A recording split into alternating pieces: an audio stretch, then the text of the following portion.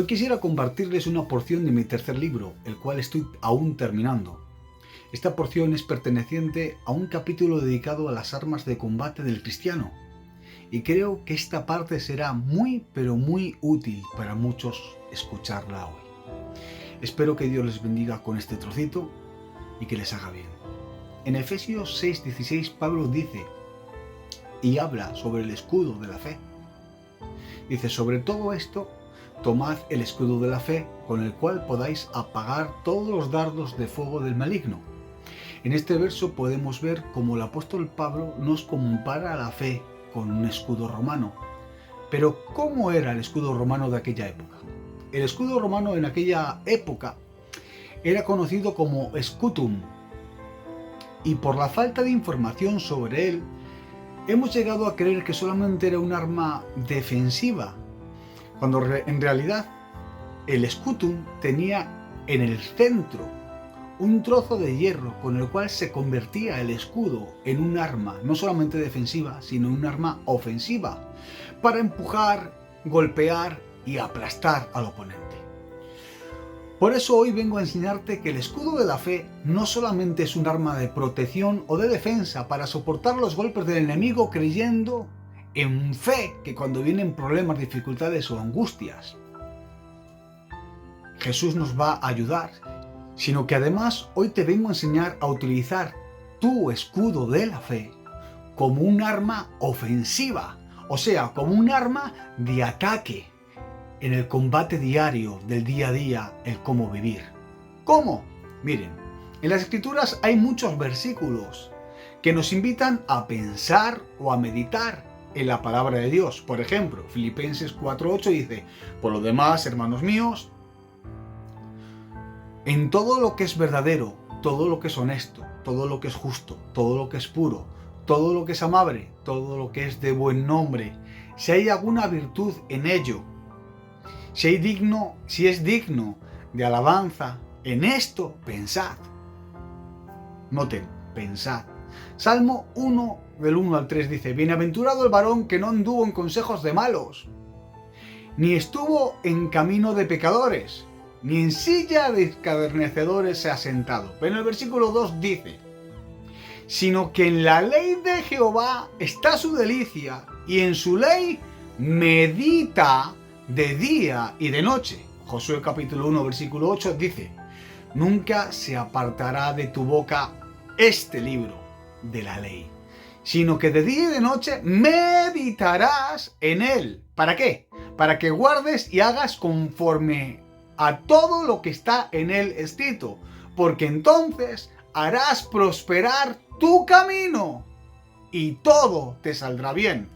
Para terminar, leeremos en Salmos 77:12, donde dice: meditaré en todas tus obras y hablaré de tus hechos. En todos estos versos de las Escrituras podemos descubrir un poderosísimo principio bíblico, el cual consiste en poder meditar, o en la capacidad y en el poder de meditar. Debemos de entender que la palabra meditar puede ser traducida como pensar e incluso como imaginar. Pero ¿por qué es tan importante este principio?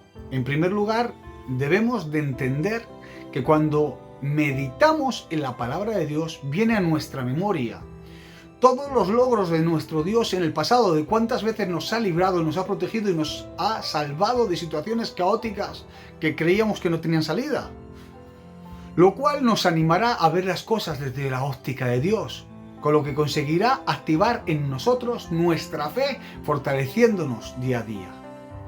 Además, no podemos olvidar que dice las Escrituras que la fe es por el oír.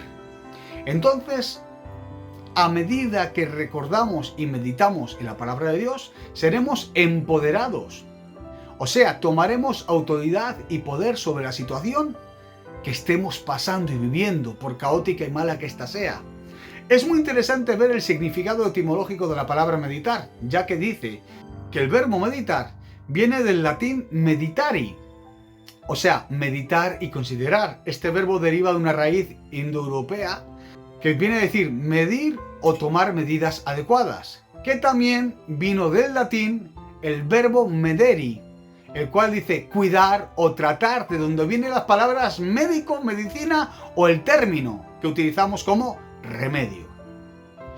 Por lo que podemos entender que cuando meditamos en las Escrituras o en las obras que Dios ya hizo en el pasado en nuestras vidas, nos servirán para tomar medidas adecuadas en nuestra situación actual y así confortarnos y tomar nuevas fuerzas. Además de encontrar el remedio, será medicina para nosotros. No podemos olvidar que otro de los sinónimos de la palabra meditar es imaginar en nuestras mentes.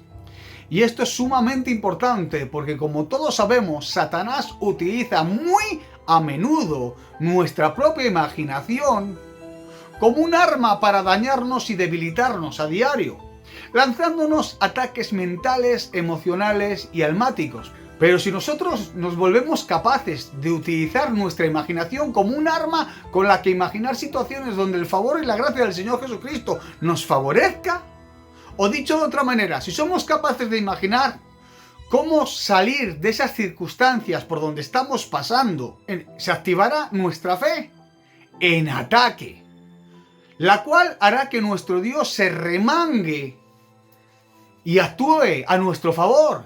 Y de esa manera, en lugar de vivir amargados, tristes o deprimidos por las cosas que nos imaginamos que pueden sucedernos, viviremos felices imaginando cómo Dios va a actuar en nuestras circunstancias y situaciones adversas, además de imaginar y esperar cosas buenas que nuestro Dios hará suceder para el beneficio de nuestras vidas. Por eso te invito hoy a que golpees a Satanás y a sus demonios utilizando tu capacidad para pensar e imaginar. Imaginando y a su vez disfrutando de antemano de todo aquello que Dios va a hacer en tu vida para hacerte bien. Que Dios te bendiga mucho y hasta la próxima, si Dios quiere.